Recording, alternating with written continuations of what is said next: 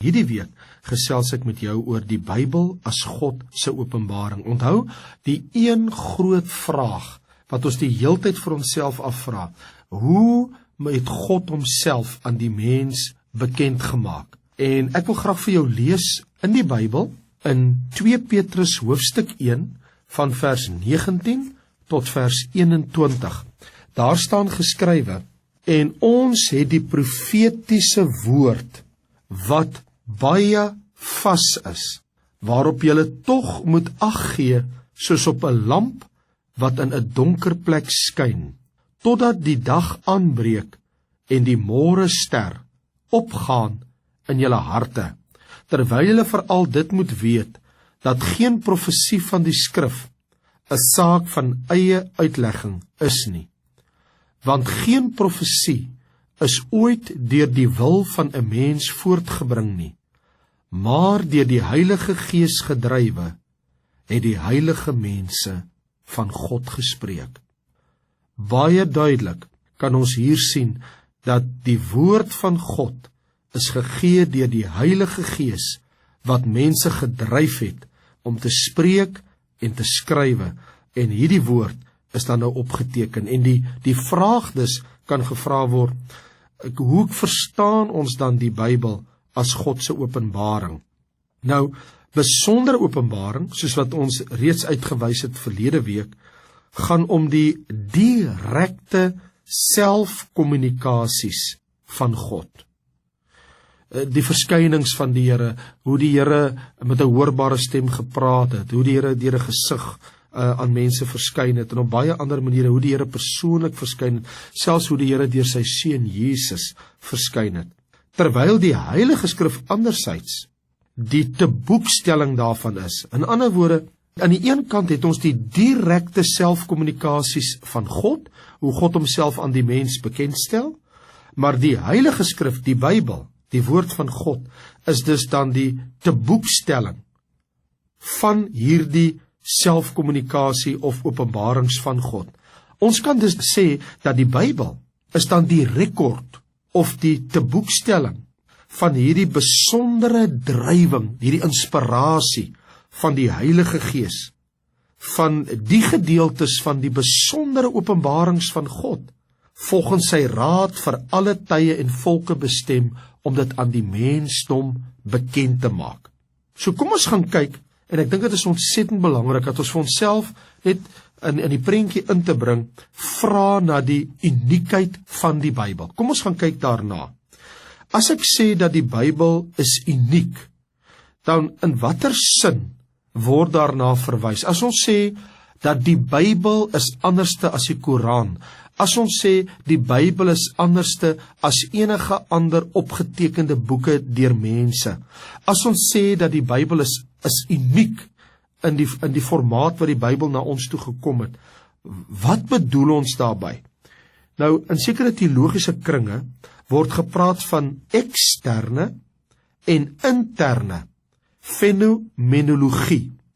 Kom ek verduidelik net, dit klink nou verskriklik, dit is nou regtig nou nie so erg nie. 'n Fenomeen is tog iets wat 'n buitengewone of seldsame gebeurtenis is, en dit is feite wat die grondslag van sy eie sisteem vorm. So wat ons hier het is, ons sê, die Bybel sal homself verklaar. Die Bybel is uniek in hierdie sin, dat as ons wil gaan kyk om hom te verstaan, moet ons na die Bybel as 'n geheel gaan kyk. En as ons praat van eksterne fenomenologie, dan praat ons van dit wat dan van buitekant af gebeur, ekstern, aan die buitekant. Ons praat net nou van die interne. Kom ons praat net eers van die eksterne, die oorsprong van die Bybel. As ons vra rondom waar die Bybel vandaan kom, hoe die Bybel tot ons gekom het, kan ons die Bybel vertrou as die woord van God, is dit die enigste woord van God? Al daardie vrae kan 'n mens begin beantwoord wanneer jy kyk na die eksterne en die interne aspekte van fenomenologie. Die oorsprong van die Bybel in hierdie opsig het geen boek op aarde in die hele wêreld 'n geskiedenis soos die Bybel nie. Die heilige mense van God het geskrywe soos hulle daartoe beweeg is deur die Heilige Gees, soos wat die Heilige Gees hulle gelei het en hulle gedryf het, om die woord van God te boek te stel. Dit is dus 'n besondere openbaring van die Here, oor hoe hy sy woord vir ons bekend gestel het.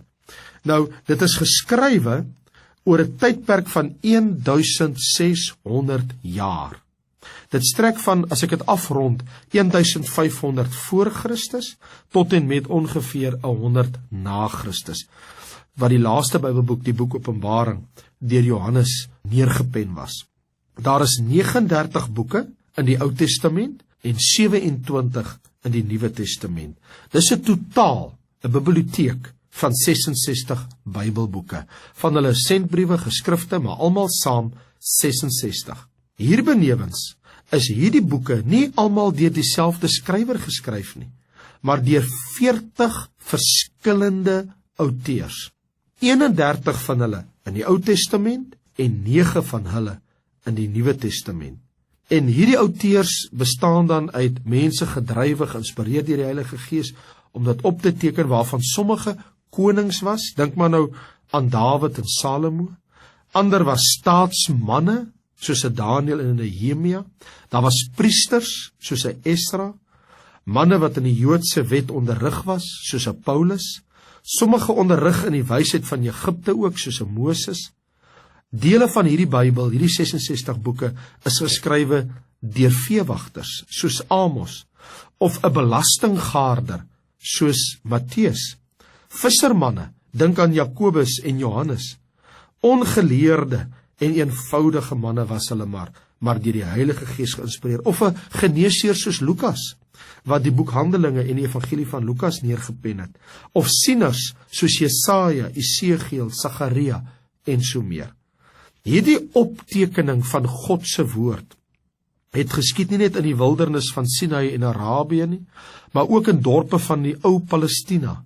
Selfs in die paleis van Susan in Persië kon Daniël skrywe wat God nog openbaar het, daar in Babylonië. In 'n openbare gevangenis in Rome kon Paulus ook sy briewe skryf, of op 'n eensame eiland soos Patmos in die Egeïse See, toe die Gees van die Here oor hom gekom het op die dag van die Here. Kyk ons na die Bybel, in die diversiteit van die Bybel, dan sien ons die verskillende taalgebruik. Byvoorbeeld, as ons na die Ou Testament toe gaan, Hebreëus. Daar is wel 'n stukkie van die Ou Testament, veral in die boek Daniël, wat in Aramees geskryf was. Kyk ons na die Nuwe Testament, dan is dit Grieks. So, gedeeltes van hierdie heidense geskiedenis en profeseë wat in Aramees was, in Esra en in Daniël, bring die diversiteit van die Bybel na vore. In Moses se wet, die Pentateeg, die eerste 5 boeke van Moses, of van die Bybel dan, Genesis, Exodus, Levitikus, Numeri, Deuteronomium, het ons in die besonder die wet. Ons het die boeke van die koningsgeskiedenis, Samuel, 2 Samuel, 1 Samuel, 1 Konings, 2 Konings, 1 Kronieke, 2 Kronieke. Ons het psalms en digkuns, as jy maar dink aan psalms, spreuke en prediker en dies meer. Ons het vir Job en ander verskillende, wat alles onder filosofie tevoorskyn tree. En daar's ten minste 16 boeke wat gewy word baie sterk in profesie, die profetiese boeke, veral die 4 groter profete en die 12 kleiner profete, wat 'n groot deel van die Ou Testament beslaan. En dan, in die Nuwe Testament, behalwe vir die evangelies, het ons sendbriewe wat dogma en leerstelling vir ons baie sterk op die voorgrond bring. En ek wil net iets sê, deesdae het ons baie gewag wat gemaak word van mense, en stellings wat gemaak word om te sê, ons moet maar net die Here dien. En dit maak nou nie saak as ons nou van mekaar verskil in leerstelling en dogma nie. En ek wil net sê dat dit behoort nooit by ons 'n standpunt te wees nie. Dogma en leerstelling is ontsettend, ontsaglik belangrik. Daar is ten minste 9 Bybelboeke net daaraan gewy. So, dit is baie belangrik dat God wil hê dat ons sy woord verstaan, sodat ons korrek kan glo soos wat die Bybel dit in ons voorhou. Die Bybel bevat ook verskillende inhoud. Daar's geskiedenis, daar's geslagsregisters, daar's wette, die etiek, die profesie, die digkuns, higiëne, politiek, ekonomie, daar's reëls vir gedrag, persoonlike en sosiale lewe, voorgeskrewe reëls rondom dit, tipes, antitipes, dink aan die gelykenisse, die simbole, die allegorieë, die verskillende leerstellings in die Bybel. Wanneer 'n mens na al hierdie dinge kyk wat ek nou noem, aangaande die oorsprong van die Bybel, en jy bring dit alles in aanmerking, dan kan ons werklik sê, dat die Bybel as die woord van God is 'n literêre wonder. Dit is 'n morele wonderwerk. Alhoewel die Bybel 'n boek van diversiteit is, vorm al hierdie boeke met al hierdie verskillende aspekte 'n diversiteit van 'n wonderlike geheel. So behalwe dat ons na die oorsprong van die Bybel kan kyk as dit kom by eksterne fenomenologie, kan 'n mens ook dink aan die invloed wat dit het op wêreldkulture. Dink nou ook aan die uiterlike, die invloed. Ons glo dat daar geen ander boek ooit die rigting van die lotsbestemming van die mens so ingrypend verander het as juist die Bybel nie. Die Bybel vra niemand iets nie, maar weet jy, dit gee aan almal. Dink aan die invloed op die literatuur.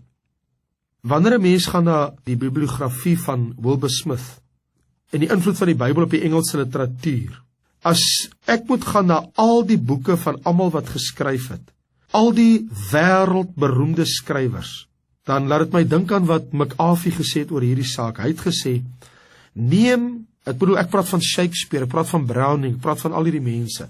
Neem enige van die groot werke van wêreldliteratuur en wis daardie frases uit wat opsigtelik direk uit die Engelse Bybel oorgeneem is, en jy sal daardie werk onherstelbaar beskadig. Nie net op invloed op die kultuur nie, dink aan die invloed op die wet. Die invloed op die wet is groter as enige berekening. Die Bybel het begin om die Romeinse wet te beïnvloed, vanaf die oomblik toe sommige van die keisers of die Christelike geloof bely het, of toe die wettige bestaansreg daaraan toegesê is. Dit was niemand anders as Blackstone wat eenmaal gesê het, die Bybel is altyd beskou as deel van die gemeenereg van Engeland. So word dit ook gesê in die Amerikas. Sodoende het die etiese, die morele en die wetlike elemente van die Bybel deurgedring tot die hart en die siel van die westerse wetstelsels. Nie net op die wet en ook met betrekking tot die literatuur, maar dink ook met betrekking tot die politiek, watter invloed het die Bybel daar. Byna enige vorm van regering het voorstanders wat wou voorgee dat die Bybelse grond vir hulle teorieë wat hulle aanbied, dat dit dan die gronde is vir dit wat hulle glo. Byvoorbeeld, die goddelike reg van konings is bepleit aan die hand van die aard van die vroegtydse Hebreëse monargie. Kommunisme is bepleit aan die hand van die kommunale gemeenskap van die vroeë kerk. Sosialisme aan die hand van die profetiese gedeeltes wat sosiale gelykheid en regverdigheid aanvra. Kapitalisme aan die hand van die Bybelse aandring op die erkenning van die verkeerdheid om te steel en die onwettige toeëiening van eiendom. Demokrasie op grond van die Nuwe Testamentiese begrip van broederskap. Nasionalisme op grond van die geloof uit Handelinge 17, dat God die mensdom in hulle nasionale entiteite volgens bepaalde grense georden het. Nou, ons doel is tog nou nie hier om te besluit wat is reg of verkeerd, met verwysing na die verskillende argumente nie, maar net om die opsigtelike aan u te bied, naamlik dat in die politieke teorie met verwysing na politieke vraagstukke die Bybel sy invloed tot 'n groot mate en met groot omvang laat geld het. Sy invloed op die etiek, behalwe sy invloed op die wet, die politiek en op die kultuur, wat van sy invloed op die etiek? Die Bybel het 'n geweldige invloed daar. Sedert die invloeiing van die Christelikheid in die westerse kulture, is dit mos so dat baie moeilik 'n etiese sisteem te vind is waarin die basiese beginsels nie reeds in die Bybel gestel is nie. Inteendeel, sodanige sisteme wat dit ten doel gestel het om die Bybel uit te skakel, is of onsuksesvol in hulle pogings, of hulle bied 'n etiek aan wat 'n nagmerrie is vir die beskawing, soos in die geval van nazisme en kommunisme. Dis 'n nagmerrie vir die beskawing, as jy buitekant die Bybelse etiek en normes wil beweeg. Nou, so kan 'n mens praat oor die uiterlike impak wat God se woord op die wêreld daar buite het. Maar die woord van God het ook 'n interne fenomenologie waarvan ons kan praat. Wat gebeur in sy binnekant as ons gaan kyk na die Bybel, en ek sou hierdie Bybel in my hand neem met hierdie 66 boeke, die Ou en die Nuwe Testament saam, dan is daar 'n eenheid van die skrif wat nêrens maar ooit bevraagteken kan word nie. Nie teenstaande die feit dat die Bybel uit 66 verskillende boeke bestaan, geskrywe deur 40 verskillende mense, oor 'n tydperk van 'n komposisie, 'n periode van 1600 jaar, en geskrywe in verskillende tale, Hebreëus, Aramees en Grieks, in baie verskillende lande, en deur manne op elke vlak van die sosiale lewe, is daar 'n werklike eenheid deurgangs, vanaf Genesis tot Openbaring te bespeer.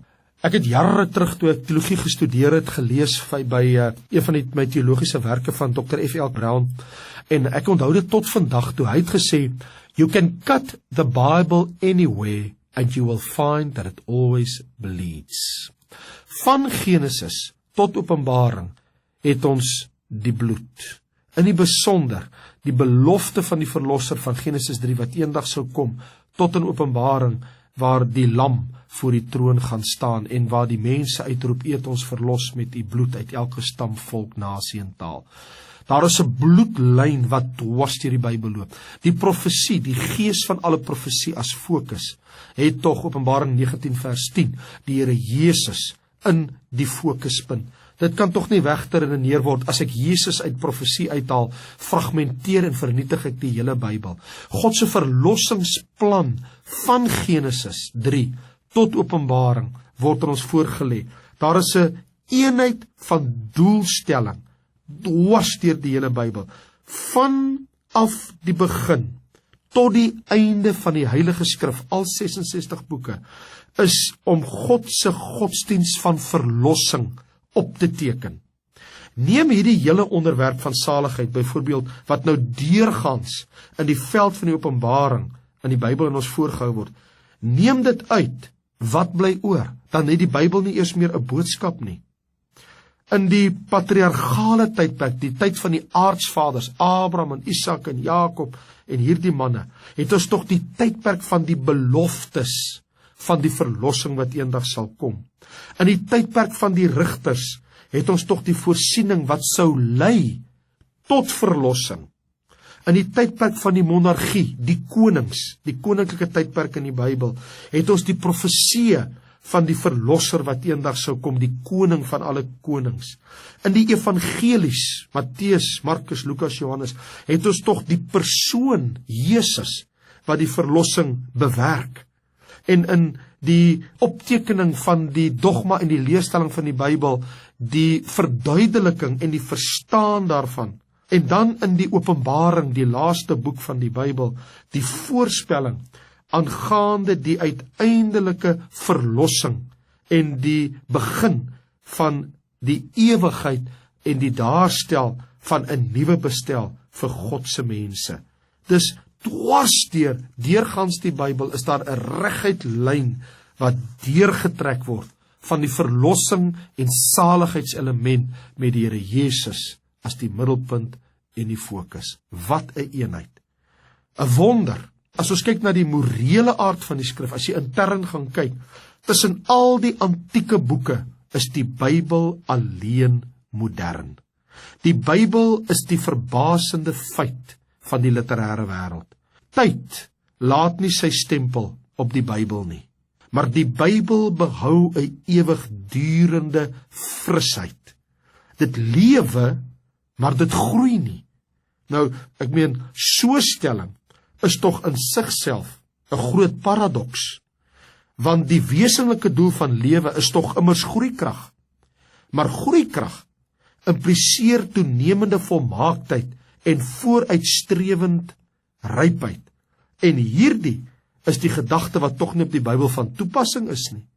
Ek kan sê, dit groei nie, maar met die verloop van die eeue nie, en dit word ook nie ryper met die toenemende wysheid van die mens nie.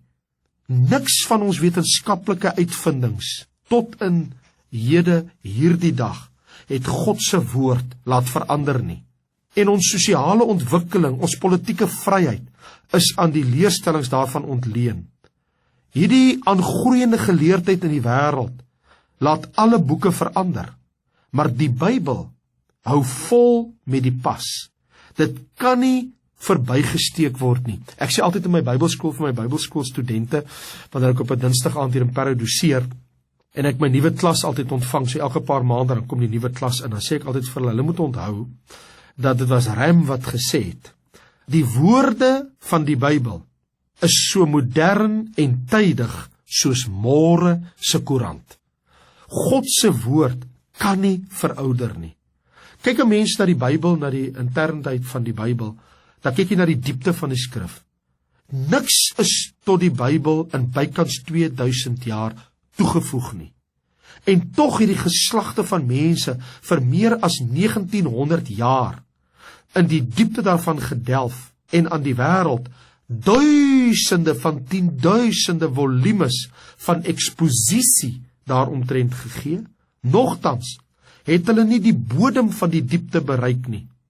Laat my altyd dink dat iemand het gesê dat, en ek kan nie onthou wie die persoon was nie, maar ek onthou wat hy gesê het, was een van die teoloë, hy het gesê, die Bybel is, wat die water betref van die Bybel, as jy daarin gaan swem, is so vlak, 'n baba kan daarin swem sonder om te verdrink. 'n Kind kan die saligheidsplan verstaan, maar dit is so diep, dat die grootste teoloog kan nie die bodem daarvan bereik nie. Dit is 'n boek, wat deur die mens voortgebring word, deur die Heilige Gees gedrywe, en dit kan deur die mens nie uitgeput word nie. Maar al die mense saam kan nie daarin slaag om hierdie boek saam uit te put nie. Hoe gaan ons 'n verduideliking gee? Slegs op een manier. In hierdie boek is die verborgenheid van die oneindigheid en die onuitputlike rykdom van die wysheid en kennis van God. Dit is God se woord. Daarom aanvaar ek nie die stelling dat die Bybel die woord van God bevat. Ek sê altyd vir my Bybelskoolstudente, hulle moet luister, die Bybel is die woord van God. Die Bybel bevat nie die woord van God nie, want dan beteken dit, ek kan sê, hierdie is vir my skrif, daai is nie vir my skrif nie, ek aanvaar hierdie is ek nie meer so tevrede nie, ek hou nie van hierdie gedeelte in die skrif, ek het my vrae en vertwyfelinge oor hierdie deel in die Bybel, so wat moet ek aanvaar en wat moet ek los? Of die Bybel is God se woord, of die Bybel is nie God se woord nie. En in hierdie besondere openbaring van die skrif rondom God wil ek met u baie iets spesiaals deel as ons nou weer by mekaar kom.